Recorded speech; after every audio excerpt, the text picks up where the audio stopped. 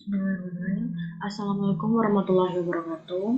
Perkenalkan, nama saya Indah Fender Rumana dengan nomor pokok mahasiswa 21506088 dari kelas 3C yang merupakan jurusan dari program pendidikan guru sekolah dasar. Di sini saya akan menjelaskan resume tentang integrasi karakter literasi dalam mata kuliah literasi abad 21. Dosennya yaitu Bapak Sunata dari Universitas Pasundan. Selanjutnya kita masuk ke pemaparan.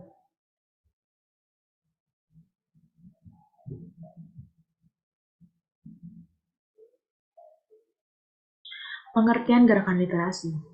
Gerakan literasi atau GLS itu merupakan suatu usaha yang bersifat partisipatif atau sebuah pendekatan yang melibatkan warga di lingkungan sekolah seperti peserta didik, guru, kepala sekolah, tenaga pendidik, orang tua peserta didik, dan lain-lain. Dalam konteks GLS merupakan kemampuan mengakses, memahami, dan menggunakan sesuatu secara cerdas melalui berbagai aktivitas, antara lain membaca, menyimak, melihat, menulis, dan berbicara. GLS itu merupakan sebuah upaya yang dilakukan secara menyeluruh untuk menjadikan sekolah sebagai organisasi pembelajaran yang warganya literat sepanjang hayat melalui pelibatan publik. Selanjutnya, ada komponen literasi. Ada 6 penjabaran menurut Clay dan Ferguson. Yang pertama itu ada literasi dini.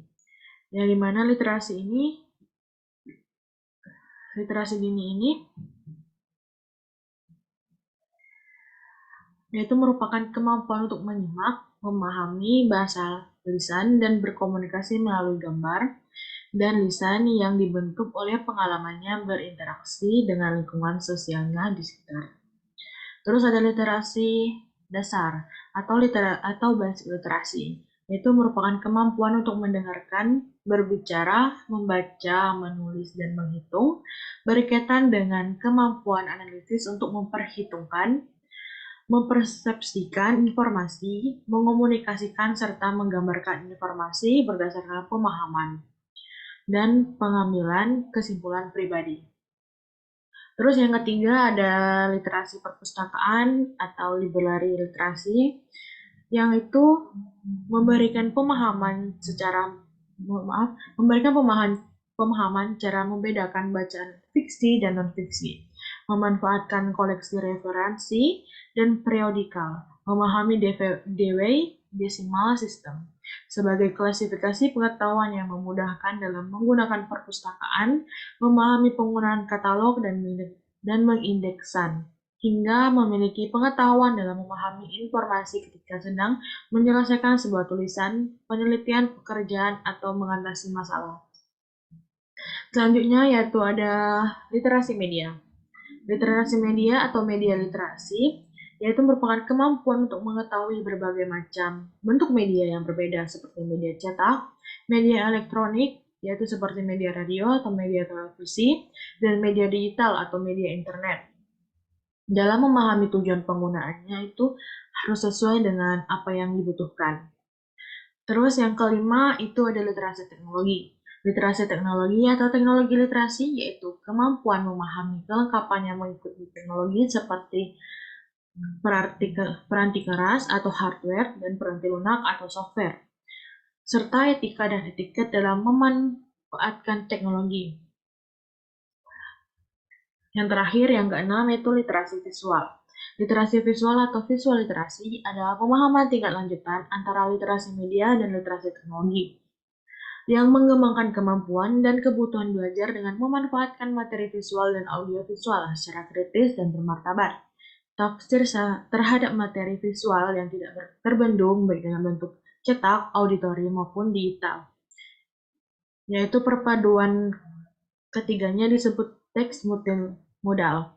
Perlu dikelola dengan baik, bagaimana di dalamnya banyak memanipulasi dan hiburan yang benar-benar perlu disaring berdasarkan etika dan kepatuhan.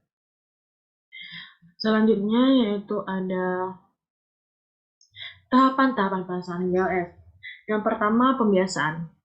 Pembiasaan itu tahapannya itu melakukan kegiatan menumbuhkan minat baca dan mengenalkan bacaan kepada siswa. Yang selanjutnya ada pengembangan. Pengembangannya itu melakukan kegiatan menanggapi bacaan seperti melakukan kegiatan seperti menanggapi bacaan dan memahami dan mengaitkannya dengan pengalaman pribadi. Dan yang ketiga, pembelajaran. Di tahap 3 ini dilakukan pelaksanaan yang berbasis literasi dengan bertujuan mengembangkan kemampuan memahami teks, mengaitkannya dengan pengalaman pribadi, berpikir kritis, dan mengolah kemampuan komunikasi secara kreatif melalui kegiatan menanggapi teks buku bacaan, pengayaan, dan buku pelajaran. Dalam tahap ini ada tagihan yang sifatnya akademis atau terkait dengan mata pelajaran.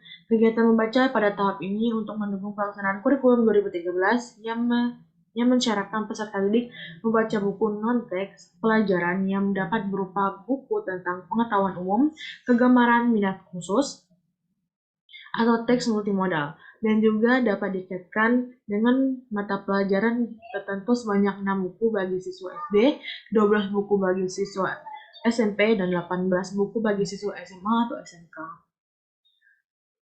Selanjutnya, adapun ciri-ciri ekosistem sekolah literat. Yang pertama itu menyenangkan dan ramah bagi anak sehingga menumbuhkan semangat belajar warganya. Yang kedua, semua warga sekolah menunjukkan empati, peduli, dan menghargai sesama. Dan yang ketiga, menumbuhkan semangat ingin tahu dan cinta pengetahuan.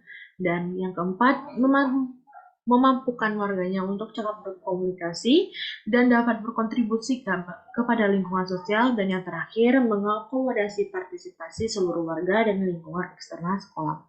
Mungkin cukup sekian penjelasan yang dapat saya sampaikan. Saya mohon maaf apabila ada kesalahan dalam penyampaian hasil resume saya terhadap materi kali ini. Saya pamit undur diri. Wabillahi taufiq wal hidayah. Wassalamualaikum warahmatullahi wabarakatuh.